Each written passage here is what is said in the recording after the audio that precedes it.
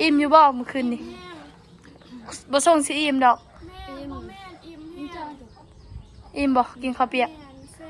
แซ่บบ่ซับนี่ฮอดค่านี่บ่หรือว่ายังจุ่มนี่บ่นี่นะมันเคยกินจักเทื่อเลยหน่อไม้นี่ส่งสิแซ่บอยู่อยากแกงอยู่กริก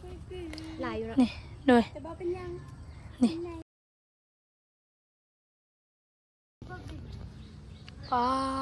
พี่น้องเอาเปิดภาพมาอีกบัดดี้เนาะกะมาอยู่เฮือนงามกะถือว่าด้นได้เนาะน้องไส้กับบ่ได้มาเฮือนป๊อปเพิ่นพี่น้องโอ้ถือว่าลายมือเติบเลยพี่น้องเอากลับสบายดีเด้อเนาะพี่น้องสบายดีและสวัสดีพ่อพี่น้อง FC มาสู่คนบ่ว่าอยู่ในและต่างประเทศเนาะพี่น้องก็ยินดีต้อนรับผู้ส่องน้องไส้สายลุยคือเก่ามื้อนี้กำหาทางน้องเลี้ยงแล้วก็บ่เป็นมาหาป๊อปกับน้องเลี้ยงกับน้องจริงๆน้องจิดีมานํสบายดีเด้อมีแต่อังกฤษสวัสดีมีแต่อังกฤษที่โดยมานั่งใกล้ๆนี่ป้ามีเตียงพร้อมแล้วเป็นอย่างเอื่อยคือเห็นเศร้าๆค่ะนอนสบายเจ็บหัวดิโดยตากคน2-3 มื้อนะเอ้าตอนได้ตักอันนี้เดี๋ยวคนดินทรายกับดินแห้งเลยเจ็บหัวถือว่าด้นเติบแล้วเนาะเขาบ่ได้ไปหาเอื่อยนี่เนาะมื้อคืนนี่ก็ทางเอื้อยป๊อปเพิ่นก็มางานวันเกิดเฮาก็ขอบใจทางเอื้อยหลายๆเด้อนี่ใส่เสื้อน้องจริงๆได้นี่บ่กล้าใส่เสื้อเอื้อยเพราะว่ามันเซ็กซี่บ่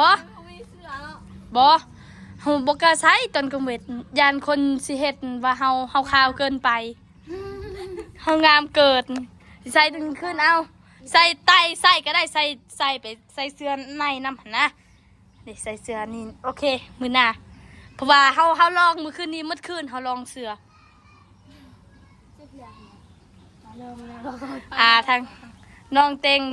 จริงโอ้แม่นทางน้องจีดีก็เอาส่งให้เมื่อกี้ก็ขอบใจทางน้องจีดีหลายๆเป็นมื้อวันเกิดของเฮาก็ถือว่าครั้งแรกเลยมีหมู่มานี่ปกติบ่มีหมู่แม่นมันก็ใส่ยังมาอยู่อยากกินอยู่แขกแต่ว่าบ่ได้ไปซ้ำเป็นยังเพราะว่าไป VIP เอ้ยมันเกิดเอ็มทียังโอเคไปจัดบ่เอ้าน้องชายคิดบอกว่าเป็นยังคือบ่จัดโอ้บ่เคยจัดเนาะจัดเลยสิไปห่วงบ่เป็นยังบ่ต้องจัดก็ได้ซะเนาะเฮาซื้อของขวัญมาอันนั้นซื้อน่ะบ่เป็นยังเฮาบ่ได้จัดเนาะเป็นยังเอ้ยคือบ่จัด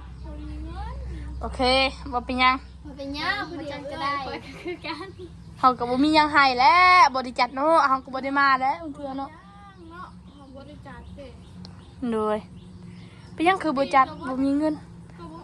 เคยจัดอยู่บ่เอ่ยบ่เคยบ่แม่มีแต่เทื่อก็มีดาวลงไปฮูกแล้วก็แล้วเดี๋ยวทางป๊อปเพิ่นก็บ่ได้จัดก็บ่มีหยังมากมายดอกเขาจัดมื้อวานนี้ก็หมดเงินไป400,000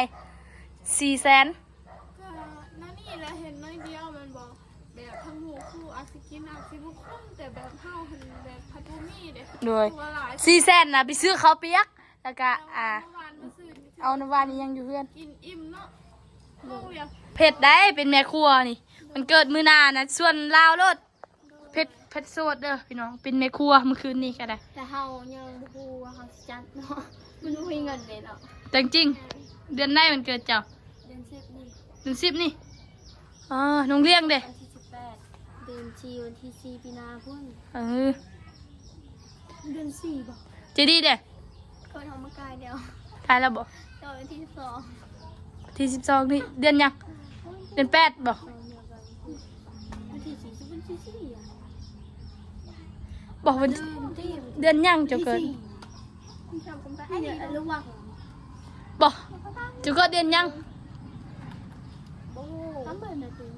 แต่เขาจะอยู่ไปถึงมอตอนนั้นเคยมันต่างกันตอนนั้นคือ12อ่ะมันตอนนี้คือ4ยังวันที่เราเกิดนะเขาจดเขาพูดดิเขาพูดว่าด้วย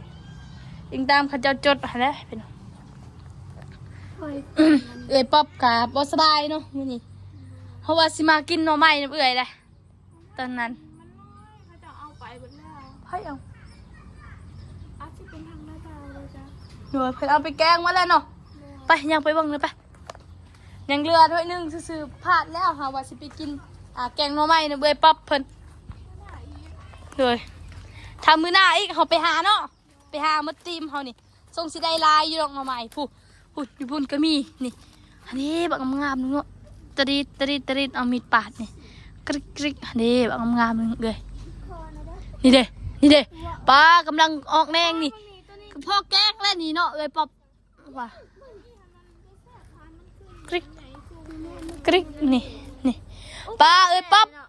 อันนี้นะนี่มีแต่แนงนะ ซองหน่อเนี่ยนะ ปอซัมสิกิน มันร้ายกว่าซองหน่อแบบมันเตี้ยแล้วแบบมันเฮ็ดให้บ่มีเลยมันออกมาสูงมันเฮ็ดให้ร้ายเวลาแกงกินเขาเอา เนอะนี่ต้องเอาแบบนี้ค่ะนี่แบบนี้เขาต้องนี่มีแต่แนงหมดเถอะนี่เห็นบอกนี่เดี๋ยวกริกเอานี่เห็นบอก แซ่บแบบนี้มันเป็น งาม แบบนี้นะ เลยนี่นะมาอุบบวบหนึ่งมาใหญ่ๆกริก จะกินว่ะ อยากกิน เขาไม่อยากกิน ก็เอาไปแกงกินเอาก็ได้ มือหน้าอีกก็ได้ อ่า ฮะ ที่พอกินบ่ โอ้โหแล้ว เอ้า เป็นตัวแซ่บแต่พวกเป็นยังที่มันใหญ่มันไม่ใหญ่มันสูง ซึ่งเราก็จะกระตับ เอ้าไพ่สิจันเนี่ย ก็ท่านมันออกสูงเป็นแบบนี้แล้วก็ต้อง เอ้าขสันเขาเอาดีกว่าว่ะ เอ้า เอาบ่กินบ่ ไม่กินอย่ากินเราบ่กินน้ เป็นยัง ำเขาเจ็บหัว อย่าละสัน โอ้ตัวนี้ใหม่ เฮาบ่เอาแล้วเจ้าของเงินบ่กินน้ำบ่แซ่บคือกันแล้วบ่เป็นยังมือหน้าอีก ก็สั่นมือนาเบิ่งเจ็บคอพร้อมแทบสิเว้าบ่ได้เลย หน่วยใส่ว่าห้องน้ำเอื้อยเด้หากะเฮ็ดใหม่พาไปเบิ่งแหน่ เออนี่เขาจะปลูกมันนี่ จะปลูกกะหากับแวบหนึงเด้เลี้ยวเบิ่งห้องน้ำป้าอันนี้ท่อมีจักท่อนี่1 2 3 4ป้า มีสองแม่ มันเลือกอยู่อ้าวมันก็มีแต่น้ ป้าคือมีแต่น้ำนี่ ำลองอาบก็ได้นี่นะ ใช่ๆน้ำออกบ่อบ่ป้าเลือกเติบเลยนี่ อาบก็ได้ดินี่ อาบนี่ก็ได้ นี่เด็กเจ้าขุดนำเอานี่ก็ได้เอ้ยป้อมคือบกขุดนำนี่เด็กซ้ำสิอาบนี่เอ้ยไปแทกเบิ่งเลี้ยงแทกเบิ่ง มันก็เบิดน้ำอันนี้นะอันนี้เป็นน้ำออกบ่อเด้เวลาฝน โอ้ ตก ลึกขนาดต่อสะโพกอันนั้นถ้าละมือถ้าก็คงไม่เอาตรงไหนเลยน้องกว่าวิทย์ นี่ไง ใช่ไหม แทกนี่ 2 เมตร ชัดที่คิดเลย บ่อยังอีกเอ้าลองเบิ่งเลี้ยงว่าแบบ แล้วเขาตก เลิกสำนักอ้าวเป็นที่ไหน ย่านเวลาเขาโดดเนาะ นี่มาเห็นอยู่ เอาขึ้นขอโทษเด้อ แม่หรอกตั้งแต่ เห็นไหมไอ้ป๊อปทกแหละให้อันนี้ลึกบ่เต็มบ่นี่หมดบ่ โทรศัพท์แล้วจับดี เขาอยากเขาจะเอาโดด สำนีเลยบ่ เอาแทกกระโตนเกี่ยวมาไพ่สิโดน ก็เวลาเขา บังไอ้ป๊อปเอาลงเอาโอ้ขานี่เนาะนี่ป้าใส่เอ้ยมายืนวงแม่มายืนแม่เฮ้ยนี่เพียงบ้าเลยพี่น้องเอ้ยไอ้ป๊อปเพียงไหนนี่ เพียงบานเนาะใส่ โอ้เพียงอันนั้นแหละโอ้เพียงคอพุ่นน่ะ บางใครมาดึง คอยก็ต้องว่าแล้วคอยเนี่ยบอกซ้ำไอ้ป๊อป นี่เพียงคอเลย คอย โอ้ยข่อยนี่เพียงนี่ซื่อๆข่อยนี่คันข่อยแทกกับเพียงนี่ซื่อๆนี่ เพียงบาน จริงแบบเพียงบ่ฮอดเพียงเฮาเป็นคนสูงเด้ เราเป็นคนเตียเดเนาะ คนเตี้ยต้องทำใจอุ้ย จะสู้คนเตียนะเว้ยคนเตียก็มีใจนะ เบาซื่อๆป้าทำไมไหลคือมีบ่เนาะเฮือนเอ้ยเนาะให้ปลูกพ่อ มันกระโดดหนีตายเลยคอยนะ คือบ่เอากินอยู่นี่เนาะกรึกเอาหาแถวเฮือนนี่ก็ได้กินเลยเนาะเอ้ยเนาะ อยากเป็นคนเดียวคนนั้นแต่ไม่มีวันได้เป็น อยากเป็นหยังล่ะ อยากเป็นน้องนำด้วยเนาะ ทางน้องเลี้ยงกับน้องใจดีจริงๆเพิ่นว่าอยากเบิ่งเพื่อนเรื่อยเพิ่นว่าบ่เคยไปเบิ่งจักเทื่อ เดี๋ยวสิพาขึ้นไปเบิ่ง ไปซะพี่น้องก็มาอัปเดตทางเพื่อนเอ้ยป๊อปเพิ่นก็ไผเนี่ยเข้ามามื้อนี้ทีมงาน หลายคนอยู่แต่ว่าบางเทื่อเขาจะบ่พอนั่นเพราะว่า เข้าไปเพื่อนเขาเจ้า เมืองเซโปนบ้านจักรีคือกันเลยเขาเขียนบ้าน จักรีเขาสักกี บ้านสักกีเหรอบ้านจักรีเขา เขาเจ้าเขียนผิด แก้ไขบ่ได้เลยเนาะงามเลยเนาะ เขาเจ้าเขียนผิดเด้ จักรีงามเนาะ นี่ไปขึ้นเพิ่นว่าเอื้อยงามเพิ่นเอื้อยงามแท้ ว่าเบิ่งคันใดดีงามเบิ่งนี่ งามบ่ งามแต่นี่เนาะ ไปขึ้นท่าแน่ไอ้ปั๊บนี่